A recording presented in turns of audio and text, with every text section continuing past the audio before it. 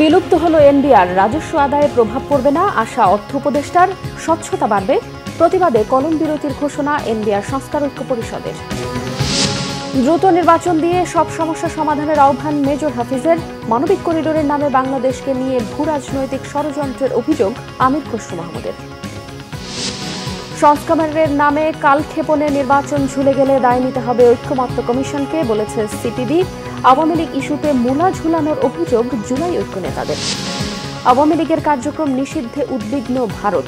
সরকারের বিরুদ্ধে যথাযথ পদ্ধতি না মানার অভিযোগ জয়সওয়ালের। দ্রুত নির্বাচনের প্রত্যাশা। দেখছিলেন ক্রাউন সিমেন্ট সংবাদ শিরোনাম।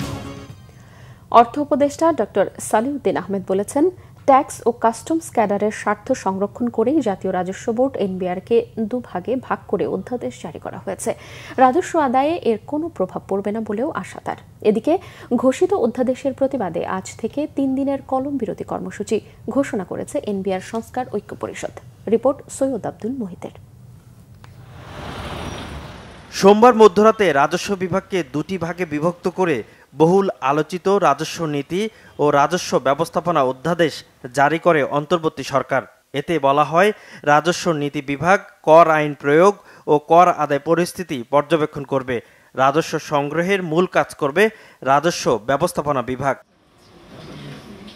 মঙ্গলবার ক্রয় সংক্রান্ত উপদেষ্টা কমিটির বৈঠকের পর সচিবালয়ে এ নিয়ে জানতে চাওয়া হয় অর্থ উপদেষ্টার কাছে।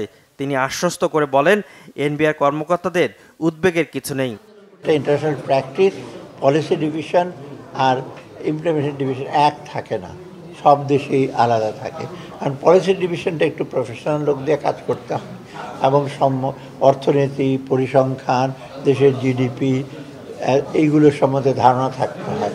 আর এনবিআর করবে একটা ইমপ্লিমেন্ট। এখন এনবিআর যদি পলিসিও করে, মানে যাদের খালি কাজ হলো কালেক্ট করা, এটা একটা কনফ্লিক্ট ইন্টারেস্টও থাকে। আমি পলিসি করলাম, আমি আবার লোকজনদের আদায় করলাম। এনবিআরের আপনার করার চিন্তা করার দুশ্চিন্তা করার কোনো কারণ নেই। উপদেষ্টা জানান, রাজস্ব আদায় হতাশাব্যঞ্জক নয়। গতবারের তুলনায় এরই মধ্যে 2% বেশি আদায় হয়েছে। আগামী বাজেট নিয়ে প্রশ্নের জবাবও দেন ডক্টর সালেউদ্দিন আহমেদ।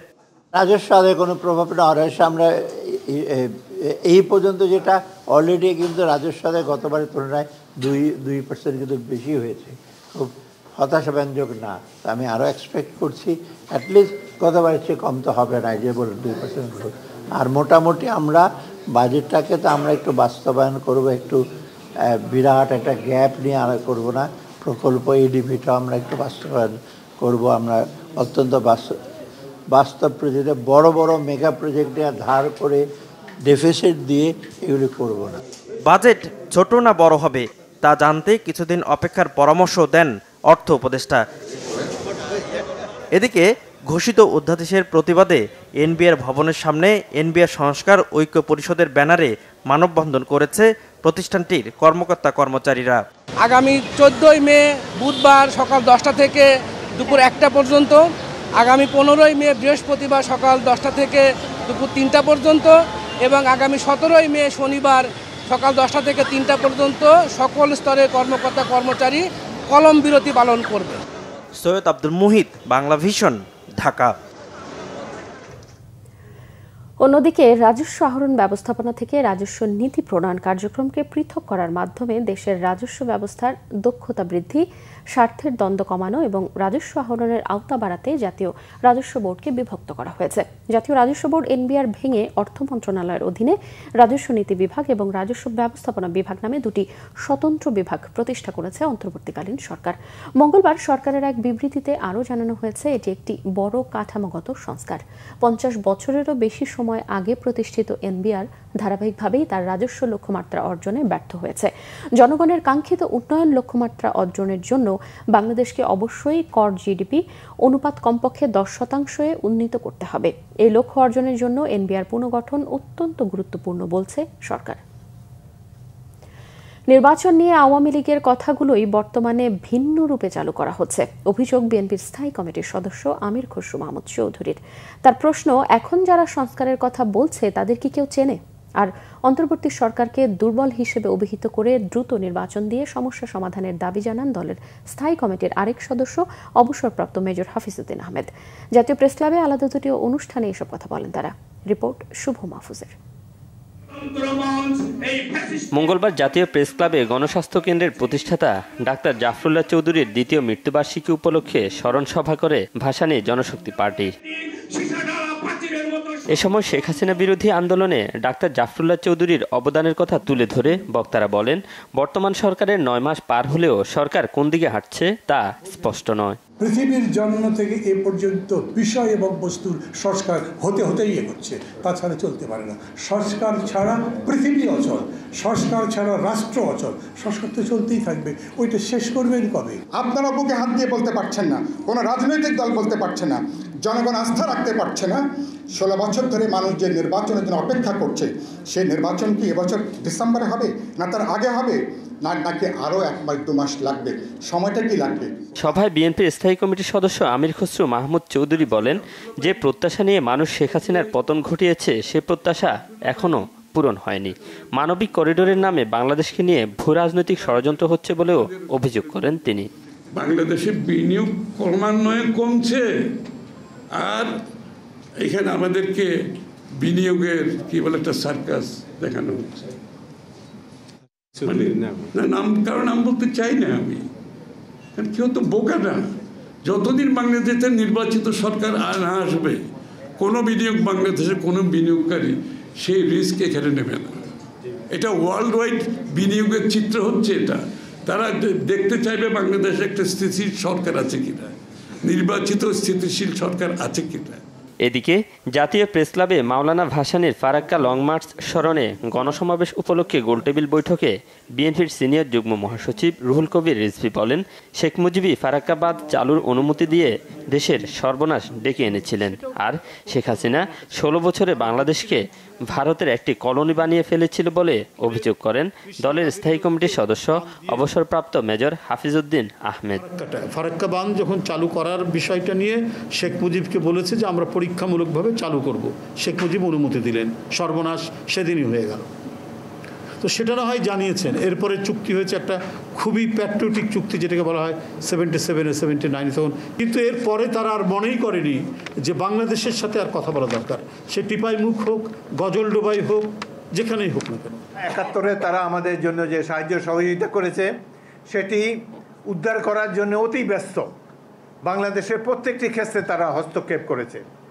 রামপাল বিদ্যুৎ কেন্দ্র থেকে শুরু করে দেশের ভিতর দিয়ে ট্রানজিট এবং অন্যান্য প্রত্যেকটি প্রকল্পে বাংলাদেশের নতজানু সরকার, আওয়ামী লীগের সরকার, শেখ হাসিনার সরকার বাংলাদেশের মানুষের স্বার্থ জলাঞ্জলি দিয়ে তারা এই দেশকে ভারতের একটি কলোনি বানিয়ে দিয়েছিল।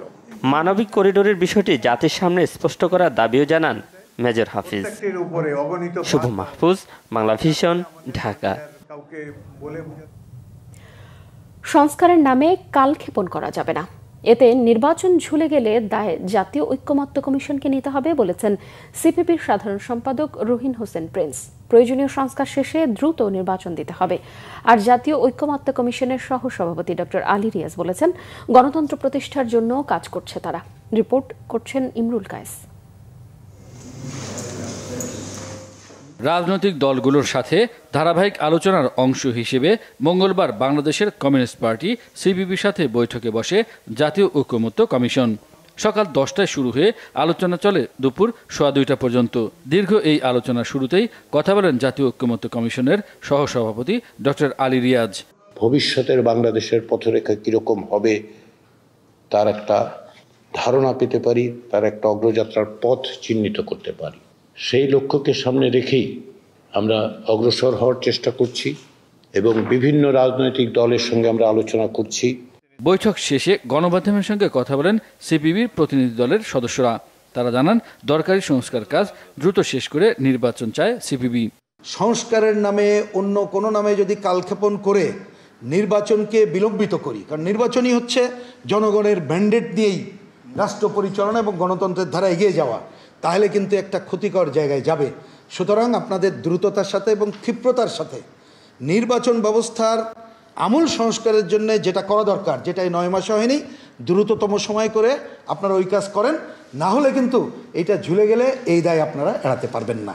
প্রধানমন্ত্রী পদে 2 মেয়াদের বেশি না থাকা এবং নারী আসনে সরাসরি ভোটের বিষয়ে একমত হলেও গণপরিষদ কিংবা সাংবিধানিক পরিষদ গঠন এবং সংসদে উচ্চকক্ষের বিষয়ে দ্বিমত আছে বলে জানান সিপিবি নেতারা। অর্থাৎ গণতন্ত্র, মানুষের ভোটাধিকার।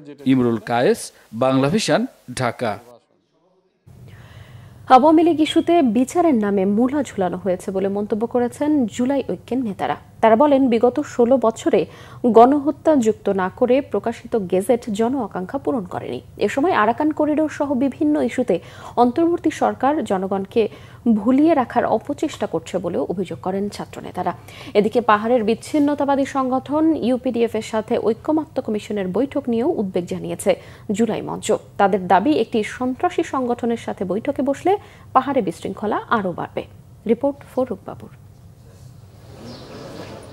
আওয়ামী লীগের সকল সহযোগী সংগঠন নিষিদ্ধের দাবিসহ বিচার কার্যক্রম সম্পন্ন এবং দলটির নিবন্ধন চিরতরে বাতিলের দাবিতে ঢাকা বিশ্ববিদ্যালয়ের মধুর ক্যান্টিনের সামনে সংবাদ সম্মেলন করে জুলাই ঐক্য। একই সাথে 14 দল এবং জাতীয় পার্টির বিরুদ্ধে পরিষ্কার ব্যাখ্যা চেয়েছেন সংগঠনের নেতারা। এবং সেই সিদ্ধান্তের আলোকে আমাদের পরবর্তী আওয়ামী লীগ ইস্যুসহ আরাকান করিডোর নিয়ে সরকার টালবাহানা করছে বলেও অভিযোগ তোলেন জুলাই আন্দোলনের নেতারা। তারা বলেন, সরকার ইস্যু তৈরি করে বিদেশিদের এজেন্ডা বাস্তবায়নে চেষ্টা চালিয়ে যাচ্ছে। যেটার মধ্যে অনেকগুলো ফাঁকফোকর রয়ে গেছে।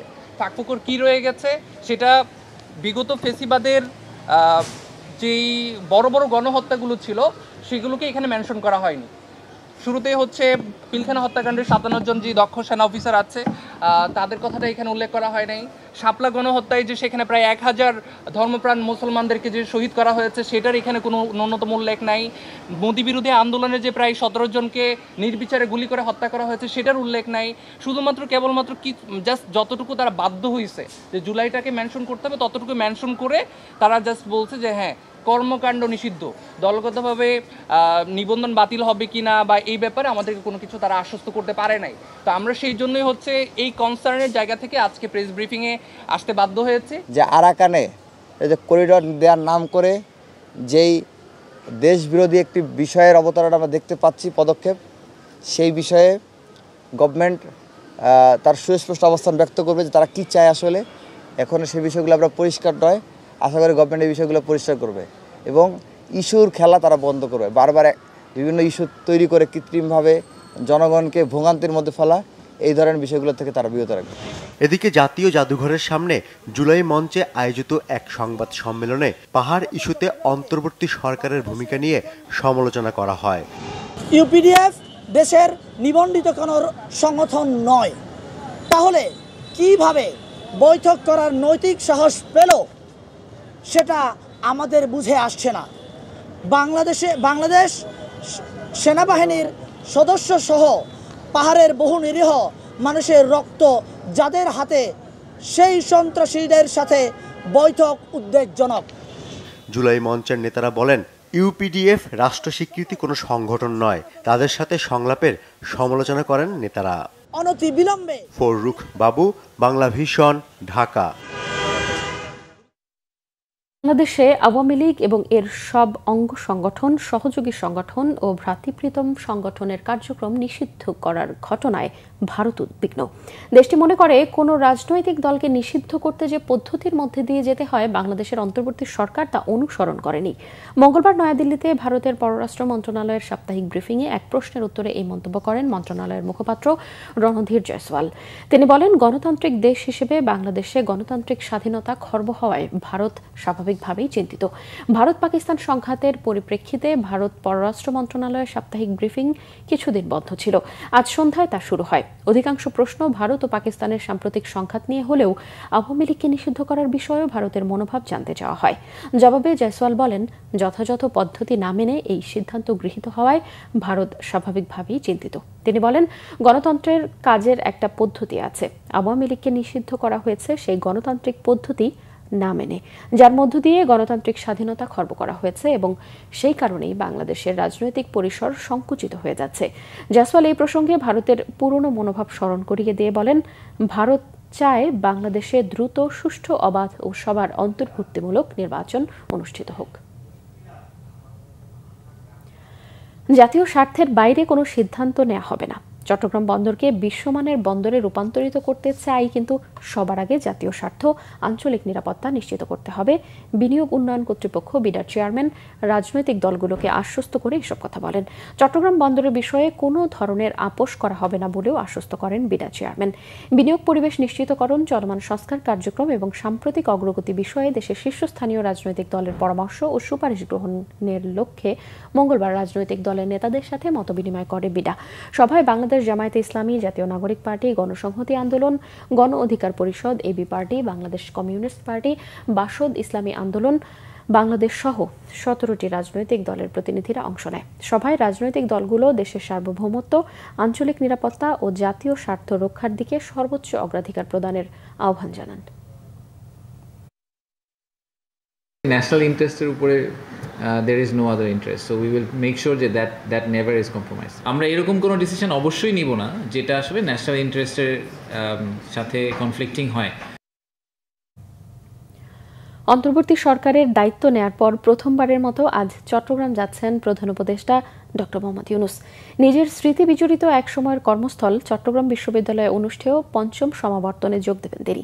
চট্টগ্রাম জেলা প্রশাসক ফরিদা খানম জানিয়েছেন, প্রধান উপদেষ্টার সফর উপলক্ষে এরই মধ্যে সব ধরনের প্রস্তুতি সম্পন্ন হয়েছে। এবারের সমাবর্তনে চাবির সাবেক শিক্ষক ও প্রধান উপদেষ্টা অধ্যাপক ডক্টর মোহাম্মদ ইউনূসকে সম্মানসূচক ডক্টর অফ লিটারেচার ডিগ্রি দেওয়া হবে। সমাবর্তনে ৪২ জন পিএইচডি এবং ৩৩ জন এমফিল ডিগ্রি সহ মোট ২২,৫৮৬ জন শিক্ষার্থীকে স্নাতক ও স্নাতকোত্তর ডিগ্রি দেওয়া হবে। এর আগে বুধবার সকালে প্রথমে চট্টগ্রাম বন্দর পরিদর্শন করবেন প্রধান উপদেষ্টা। সেখানে তিনি নৌপরিবহন, বন্দর কর্মকর্তা এবং বন্দর ব্যবহারকারী সংগঠনগুলোর সঙ্গে সভায় যোগ দেবেন। এরপর কালুরঘাটে রেল ও সড়ক সেতুর ভিত্তিপ্রস্তর স্থাপন করবেন। তবে ফলকে অতীতের রেওয়াজ ভেঙে ভিত্তিপ্রস্তর স্থাপনকারীর নাম থাকছে না। কালুরঘাট রেল কাম রোড সেতু নির্মাণ প্রকল্পে ব্যয় ধরা হয়েছে ১১,৫৬০ কোটি টাকা, যা বাস্তবায়ন করবে রেল কর্তৃপক্ষ। বুধবার বিকেলে তিনি পৈতৃক বাড়ি হাটহাজারী উপজেলার শিকারপুর ইউনিয়নের বাথুয়া গ্রামে যাবেন। সেখানে এলাকাবাসী ও আত্মীয় স্বজনের সঙ্গে কুশল বিনিময়ের কথা রয়েছে। বহুল আলোচিত ২০০১ সালে রমনা বটমূলে বর্ষবরণ অনুষ্ঠানে বোমা হামলার মামলায় মৃত্যুদণ্ডপ্রাপ্ত আসামি মাওলানা তাজউদ্দিন ও জুয়েলকে যাবজ্জীবন কারাদণ্ডের রায় ঘোষণা করেছে হাইকোর্ট। সাজাপ্রাপ্ত অন্য ৯ জন আসামিকে ১০ বছর করে সাজা দেওয়া হয়েছে। মঙ্গলবার বিচারপতি মোস্তফা জামান ইসলাম ও বিচারপতি নাসরিন আক্তারের হাইকোর্ট বেঞ্চ এই রায় ঘোষণা করে। রায়ে ৯ আসামির সাজা কমিয়ে ১০ বছর করে কারাদণ্ড এবং ৫০,০০০ টাকা করে জরিমানা করা হয়েছে। ২০০১ সালের ১৪ এপ্রিল রমনা বটমূলে ছায়ানটের বর্ষবরণ অনুষ্ঠানে বোমা হামলা চালানো হয়। হামলায় ঘটনাস্থলেই ৯ জনের মৃত্যু হয়। পরে হাসপাতালে নেয়ার পর মারা যান আরও একজন। এই ঘটনায় অধীনই রমনা থানায় হত্যা ও বিস্ফোরক আইনে ২টি মামলা করা হয়। সাক্ষ্য গ্রহণ শেষে ২০১৪ সালের ২৩ জুন বিচারিক আদালতে হত্যা মামলার রায় ঘোষণা করেন। এরপর ডেথ রেফারেন্স এবং আসামিদের জেল আপিল ও ফৌজদারি আপিল শুনানির জন্য মামলাটি হাইকোর্টে আসে। এই হত্যাকাণ্ডটি এগেইনস্ট হিউম্যানিটির একটি ঘটনা। এটি মানবিক যে মূল্যবোধ, মানবিক যে চেতনা, তার বিরুদ্ধে একটি হত্যাকাণ্ড। এই হত্যাকাণ্ডের দৃষ্টান্তমূলক শাস্তি হওয়া প্রয়োজন। আদালত তার অবজারভেশনেও বলেছেন যে এটি একটি মানবিকতার বিরুদ্ধে হত্যাকাণ্ড এবং ক্রাইম। যাদেরকে আজকে 10 বছর করা হয়েছে, আমরা রাষ্ট্রপক্ষ থেকে তাদের বিরুদ্ধে উচ্চ আদালতে আপিল করব। দুর্নীতি দমন কমিশন দুদকের করা মামলায় ডক্টর জুবাইদা রহমানের ৫৮৭ দিনের বিলম্ব মওকুফ করে আপিল করার অনুমতি দিয়েছে হাইকোর্ট। ওই মামলায় ৩ বছরের সাজার বিরুদ্ধে আপিল করেছেন বিএনপির ভারপ্রাপ্ত চেয়ারম্যান তারেক রহমানের স্ত্রী ডক্টর জুবাইদা রহমান। মঙ্গলবার হাইকোর্টের সংশ্লিষ্ট শাখায় এই আপিল করেন তিনি। বিচারপতি খসরুজ্জামানের একক বেঞ্চে এই আবেদন করা হয়েছে বলে জানিয়েছেন ডক্টর জুবাইদা রহমানের আইনজীবী ব্যারিস্টার কায়সার কামাল। ২০২৩ সালের আগস্টে জ্ঞাত আয় বহির্ভূত সম্পদ অর্জনের অভিযোগে করা মামলায় বিএনপির ভারপ্রাপ্ত চেয়ারম্যান তারেক রহমানের ৯ বছর ও তার স্ত্রী ডক্টর জুবাইদা রহমানের ৩ বছরের কারাদণ্ড দিয়েছিলেন আদালত। ২০০৭ সালের ২৬ সেপ্টেম্বর রাজধানীর কাফরুল থানায় মামলাটি করে দুর্নীতি দমন কমিশন দুদক। হত্যা মামলায় আওয়ামী লীগের সাবেক সংসদ সদস্য ও জনপ্রিয় সঙ্গীত শিল্পী মমতাজ বেগমকে ৪ দিনের রিমান্ডে নিয়ে জিজ্ঞাসাবাদের আদেশ দিয়েছে আদালত। ঢাকা মেট্রোপলিটন ম্যাজিস্ট্রেট মোহাম্মদ জুয়েল রানা এই আদেশ দেন। মঙ্গলবার রাজধানীর মিরপুর থানায় দায়ের করা সাগর হত্যা মামলায় মমতাজকে আদালতে হাজির করে ৭ দিনের রিমান্ড নিয়ে জিজ্ঞাসাবাদের আবেদন করে পুলিশ। আসামি পক্ষের আইনজীবী রিমান্ডে বাতিল চেয়ে জামিন আবেদন করেন। পাবলিক প্রসিকিউটর ওমর ফারুকি রিমান্ডের পক্ষে শুনানি করেন। শুনানি শেষে বিচারক 4 দিনের রিমান্ড মঞ্জুর করে। এর আগে সোমবার রাতে রাজধানীর ধানমন্ডি এলাকা থেকে মমতাজকে গ্রেফতার করে গোয়েন্দা পুলিশ। লোকগানের শিল্পী মমতাজ বেগম মানিকগঞ্জ 2 আসন থেকে আওয়ামী লীগের সংসদ সদস্য ছিলেন এবং ডিবির যুগ্ম কমিশনার মোহাম্মদ নাসিরুল ইসলাম জানান, মমতাজ বেগমের বিরুদ্ধে হত্যাসহ একাধিক মামলা রয়েছে। 5 আগস্ট শেখ হাসিনার পতনের পর থেকেই আত্মগোপনে ছিলেন মমতাজ।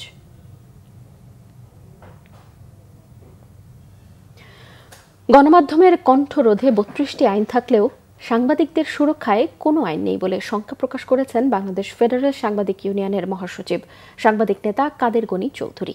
মঙ্গলবার রাতে অনলাইন নিউজ পোর্টাল নিউজ নারায়ণগঞ্জের 14তম প্রতিষ্ঠাবার্ষিকী উপলক্ষে আয়োজিত সুধীর সম্মেলনে অতিথির বক্তব্যে তিনি এসব কথা বলেন।